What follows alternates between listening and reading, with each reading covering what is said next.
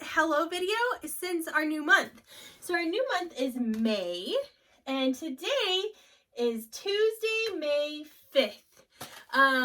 We are already 5 days into May. Notice our pattern. It goes ladybug, ladybug, flower, flower, butterfly. I wonder what it'll be tomorrow. I wonder if it'll be a butterfly, since it's 2 ladybugs, 2 flowers, maybe 2 butterflies. We'll find out. And we have been in school for 158 days. Today is Vinny's birthday. Happy birthday, Vinny. I hope you have a good day, buddy. And we have some people that have lost teeth. So, I already put them on here. So, Zoe D in my afternoon class, she lost a tooth in April. And she's lost so many teeth so far. Crazy, huh? She's lost like 3 teeth in the last couple months. And then we had somebody else that lost a tooth, which was Thea. Thea lost a tooth in May. So we're already in a new month and we've already lost a tooth. Cool, huh? Okay, today when we're counting, I want to practice counting by tens, okay?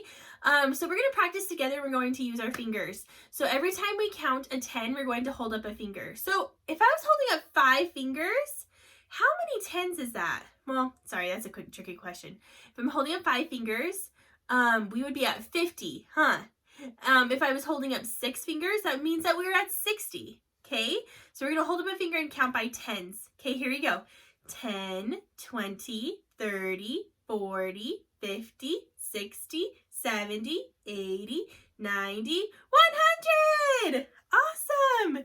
Okay, for some extra practice counting by tens, because it's really important, I put a YouTube video on that helps you count by tens. So if you get a chance, I'd love for you to practice that YouTube video. All right, today is Cinco de Mayo. So Cinco de Mayo is a holiday in Mexico, and I don't know a lot about it. I just know that it happens on the 5th of May, which is today. And usually on Cinco de Mayo, I eat lots of Mexican food. My favorite food. So our story today, we're actually going to read a story that has something to do with Mexico, or Spanish, which is their language. So this book is really cool. It has some words that are in a different language. Now, I don't really know very much about Spanish, so I might make some mistakes, but I'm going to do my very best I can. I really like this story. It's called La Princesa and the Pea. So you maybe have heard a story about the princess and the pea. This is the same story, it's just changed a little bit. So remember the story of the princess and the pea. It's about this this girl that goes to this house, and the grandma, like the old lady, puts a pea underneath all the mattresses. And she says, if you can feel the pea, then it means that you're a true princess. So, do you think that you could feel a pea if it was hidden underneath all this? You know, peas are tiny, like those little green peas. Do you think you could feel it if it was hidden underneath all those mattresses? Well, apparently if you're a princess, you can. So we're going to read this story, and I want you thinking about some things that are the same and some things that are different from the normal story, okay? Now, we haven't read the other story for a long time, so it might be hard to remember. Just do your best job remembering, okay? Oh, there's some Spanish words in here. I will always tell you what they mean, because I'm going to use some clues to help me figure it out, okay? Awesome! Oh my goodness, also, this book has guinea pigs in it. It has a whole bunch of guinea pigs. Did you know in South America, guinea pigs just run wild like squirrels? That's cool, huh? You know how I love my guinea pigs. Okay, let's get started. La Princesa and the Pea.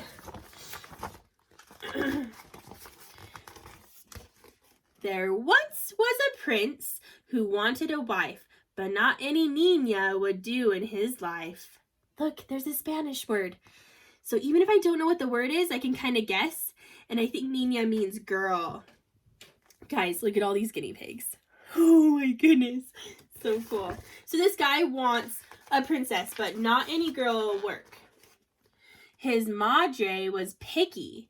She hoped for perfection. The prince was so lonely in need of affection. So madre, I think, means mom. Maybe your family speaks Spanish and maybe they can help me with my words. I'm doing the best I can. But here came a maiden en route to her castle. I hope I can stay here if it's not a hassle. She winked at the prince, who fell for her fast. No matter what Mom does, I'll marry this lass. Ooh, look how pretty she is, riding a donkey. Look at all those guinea pigs. The prince said, "Come in," but his mother, La Reina, decided to test her. Would this girl be buena? Mama sneaked away to the royal jardine and found a small pea that was fit for a queen. So the mom found a pea in the garden, and she's wondering if this girl is going to be good enough for her son. She guarded the pea pod and took to the stair. If this girl is worthy, she'll feel that it's there. She placed El Guisante in the bed for their guest. She yelled, "Bente, mattresses!" Lofty request. So she put the pea under the mattresses, and she's waiting to see if she can fill them. Do you think that the girl's going to be able to fill it? Let's find out. The queen settled in with her box of bombones, while lots of strong workers came in with calzones. Uno was suave, dos was pequeño, tres was muy grande, cuatro un sueño.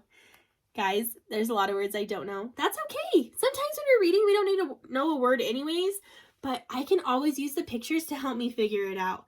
So look at, she's describing all these mattresses. Do all the mattresses look the same? No. Are you noticing something that's the same from this book as the other Princess and the Pea? So something the same is that there's a princess and mattresses. Something that's different is maybe where the mattresses are. I think when I imagine the Princess and the Pea, I imagine a castle, but they're not really in a castle in this story, at least not in this picture. 7 were pinstriped, some made of fleece, others were dotted or checkered or grease. I think grease means gray. The queen ate her treats, the bed was stacked high, and right when they finished, La Niña came by. "Here is your cama, a place you can sleep." "Thanks," said the girl, "I won't even count sheep." Wow, look how tall her bed is. Meanwhile, El Principe practiced I-do's. He knew that this maiden was one he should choose. "I like her, Mama," he said with a lilt. "We'll see," said the queen as she fluffed up his quilt. But the girl stretched her brazos and yawned with her boca. Do you guys notice? Brazos, boca? Those are some interesting different words, huh? But the bed felt so lumpy, like there was a roca. The little Guisante was 20 times deep. Could it be the reason the girl got no sleep? Oh my goodness. Guys, she felt the pea through all of those mattresses. She trudged down to breakfast, her ojo so droopy. "And how was your slumber?" La Reina was snoopy. So if I didn't know what ojos was, I could guess what was droopy. What's something droopy on her face? Her eyes. Her eyes are droopy. So even though I don't know what the word ojos mean, I can guess by the picture. Pictures help me out. Their guest brightened up as she noticed the lad. "Really?" she murmured. "It wasn't that bad." "Aye," thought La Reina. How'd she detect it? Is she a real princess? I think I suspect it. She signaled her son that the girl passed the test. Drat, she had managed to stave off the rest.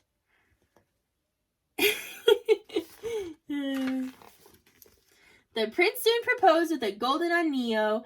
They married that week in the royal castillo. The queen kept her promise and threw a big boda.